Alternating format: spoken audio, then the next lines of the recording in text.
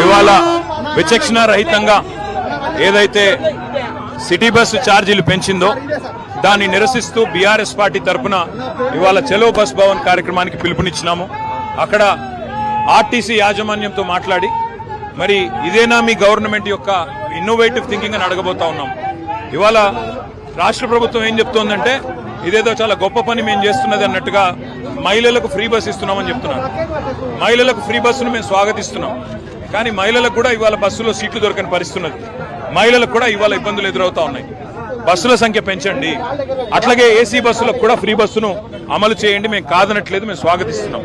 కానీ మహిళకు ఫ్రీ అని చెప్పి పురుషుడికి డబుల్ ఛార్జ్ చేసి పిల్లల బస్ పాస్ల ధరలు పెంచితే మరి కుటుంబం మీద భారం పడుతుందా పడదా ఇది ప్రభుత్వం చెప్పాలా. బీఆర్ఎస్ ప్రభుత్వం ఉన్నప్పుడు నెలకు 120 కోట్ల మరి గ్రాంట్ ఆర్టీసీకి ఇచ్చి సంవత్సరానికి 1500 కోట్ల గ్రాంట్ ఇచ్చి ఆర్టీసీని కాపాడుకునే ప్రయత్నం చేసినాం. మీరు ఇవాళ 2 పనులు చేస్తున్నారు. ఒకటి, ఎవరైతే పబ్లిక్ ట్రాన్స్పోర్ట్ ని ప్రజా రవాణాను వాడే పేదలు ఉన్నారో, మధ్యతరగతి ప్రజలు ఉన్నారో వాళ్ళని నడ్డి విడిచే ప్రయత్నం చేస్తున్నారు.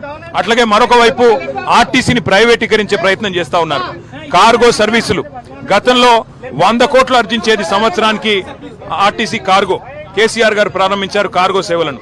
మరి మీ ప్రభుత్వం ఇవాళ ప్రైవేట్ వాళ్ళకు అప్పచెప్పి నెలకు 3 కోట్లకే అంటే సంవత్సరానికి 36 కోట్లకే మరి కార్గో సేవలను కూడా ప్రైవేట్ పరం చేసింది. అట్లాగే ఆర్టీసీని కూడా ప్రైవేట్ పరం చేయాలనే ఆలోచన కనబడతా ఉన్నది.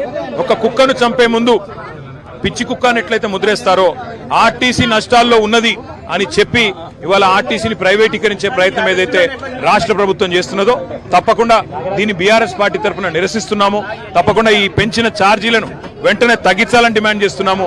నెలకు ఆర్టీసీ కనుక కష్టాల్లో ఉంటే తప్పకుండా ప్రభుత్వమే ఆ నష్టాలు భరాయించాలి. ప్రపంచవ్యాప్తంగా ప్రజా రవాణా ఎక్కడ చూసినా నష్టాల్లోనే నడుస్తుంది. లాభాల్లో ఉన్నది చాలా తక్కువ చోట్ల. నష్టాల్లో ఉన్నప్పటికీ ప్రజా రవాణా అనేది ప్రభుత్వం యొక్క బాధ్యత. ఆ బాధ్యత ప్రభుత్వం తీసుకొని నెలకు అవసరమైతే 500 కోట్ల 600 కోట్ల గ్రాంట్ ఇచ్చి మరి ప్రజా రవాణాను ప్రజల మీద భారం వేయకుండా నడపాలన్నదే మా ప్రధానమైన డిమాండ్.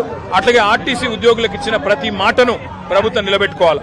ఉద్యోగులుగా వాళ్ళని ఆల్రెడీ మేము గుర్తించాము. ప్రభుత్వ ఉద్యోగులుగా మీరు ఇచ్చిన మాట అపాయింటెడ్ డే కానీ అట్లాగే యూనియన్ల గుర్తింపు కానీ ఇతర అంశాలు కూడా తప్పకుండా ప్రభుత్వం స్పందించి వెంటనే మాట నిలుపుకోవాలని మేము డిమాండ్ చేస్తూ పెంచిన ఛార్జీలు తగ్గించాలి.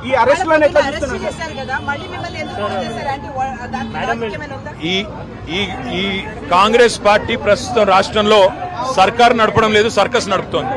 వాళ్ళు ఏం చేస్తున్నారో వాళ్ళకే తెలియదు. వాస్తవం ఏంటి అంటే పొద్దున హౌస్ అరెస్ట్ అని 50 మంది పోలీసులు వచ్చారు. మళ్ళీ మేము బయటకు వచ్చి మేము వెళ్ళాలి మా పార్టీ ప్రోగ్రామ్ అంటే వెళ్ళండి అన్నారు.